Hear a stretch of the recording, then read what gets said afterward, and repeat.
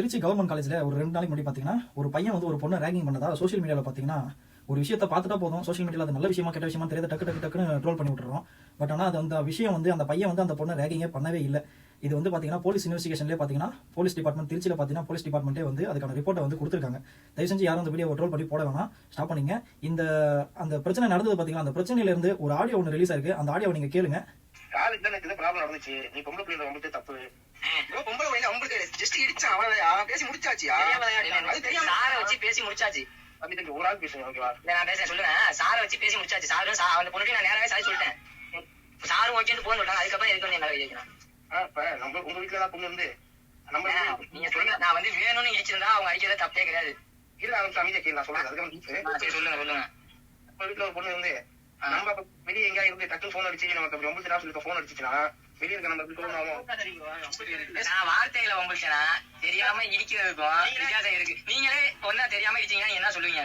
நான் ஃபர்ஸ்ட் தான் கொண்டு சாரி தான் சொன்னேன். அந்த பொண்ணு எப்படி பேசுன்னு எல்லாத்தையுமே கேளுங்க. இந்த மாதிரி பொண்ணு பேசி நான் பார்த்ததே கிடையாது. அப்ப காலேஜ் சண்டை போட்டாச்சு, முடிச்சாச்சு, காலேஜ் வந்து இதாச்சு. நீ திரும்பி வந்து அது எப்படி பேசி முடிச்சு நீங்களே வந்து அவரே வந்து அடிச்சிருக்காரு. ஒண்ணுமே கேட்கவே அவர் கூட நேரம் அடிக்காரியா? பேசி முடிச்ச சொன்னா வந்து அடிக்கணும்.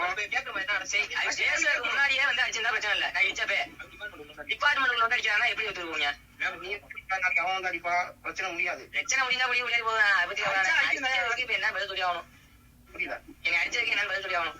அப்ப சார்ட்ட சொல்லாம இருக்கலாமே, சாரி கேட்காம இருக்கலாமே. சாரி சொல்லி எல்லாமே பேசி முடிக்கிறாங்க. அதுக்கப்புறம் மேல வந்து அப்படி விடுவீங்க. அடிச்சா அடிப்பா சொல்றியா? ஒண்ணு புரியல. அடிச்சா அடிப்பா சொல்றியா? ஆமா, என்னை அடிச்சதுக்கு பதில் சொல்லணும். இப்ப சரி, ஓகே. அப்போ ஃபியூச்சர் ஃபெயில் ஆகலாம் இல்லன்னு கேட்க கூடாது, ஓகேவா? ஓகே.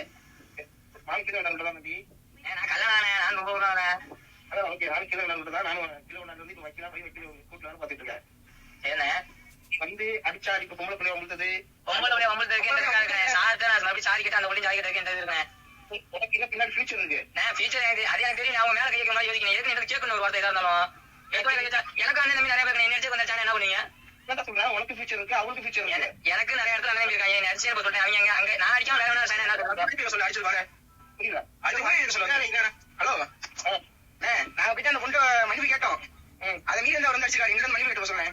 சரி விட்டு பேசிக்கலாம். அவ்வளவு மன்னிப்பு சொன்னேன். நான் வரமாட்டேன் இன்னைக்கு வர சொன்னேன். ஓகே பேசிக்கலாம். சரி, ஆளை கூட்டு வந்து அடிப்ப வச்சுவேன். நாலு பேர் தானே இருக்கோம். யாருமே காலேஜ் வரலாம் நினைக்க. 2 பேர் ஃபியூச்சருமே வந்து ஃபெயிலியர் ஆயிரும். அதான் சொல்றேன். பேசி முடிச்சுட்டு போங்க. ஓகே பேசிக்கலாம். இப்போ அந்த ஆடியோ கேட்டீங்கல்ல, இதுல பாத்தீங்கன்னா அந்த கிருபாகரன் அப்படின்ற பையனுக்கும் ராஜேஷ் அப்படின்ற பையனுக்கும் தான் ப்ராப்ளம், பிரச்சனை. இதுக்கு நடுவில் தான் பாத்தீங்கன்னா அந்த லேடிஸ் வந்து அந்த பொண்ணு வந்து உள்ள என்ட்ரியா இருக்காங்க. அப்பதான் அந்த பையன் வந்து இந்த பிரபாகரன்ற பையன் வந்து செருப்பால விட்டு கடைசி அடிச்சது. அந்த வீடியோ தான் நீங்க எல்லாருமே பாத்தீங்கன்னா ட்ரோல் பண்ணி அதை சோஷியல் மீடியால கொண்டு போய் ரொம்ப பெரிய இஷ்யூ ஆக்கி விட்டுட்டீங்க. இதனால என்ன பாதிப்பு அப்படின்னு சொல்லி கேட்டீங்கன்னா, கிட்டத்தட்ட அந்த டீம் இப்போ அந்த பையன் கூட இருந்த பசங்களை ஒரு 15 பேர் அந்த வீடியோல பார்த்த எல்லாருமே பாத்தீங்கன்னா அந்த காலேஜ்ல இருந்து சஸ்பெண்ட் பண்ணிருக்காங்க. அவங்க எல்லாருமே பாத்தீங்கன்னா டிசி கொடுத்து வெளியே அனுப்ப போறதாவும் அந்த காலேஜ் ப்ரொஃபசர் சொல்லிருக்காராம். இப்போ எல்லாருமே பாத்தீங்கன்னா சஸ்பெண்ட்ல தான் இருக்காங்க.